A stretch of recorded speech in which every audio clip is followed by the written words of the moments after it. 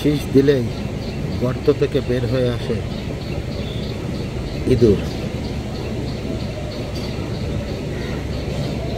ও জানে যে পাখিদেরকে খেতে দেয়,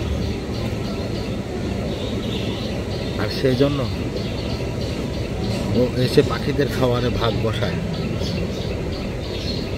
আমার শীষ ওর খুব পরিচিত, বিধায় শীষ দেওয়ার সাথে সাথে ও বের হয়ে চলে আসে, খালি ওর কানে যেতে হবে।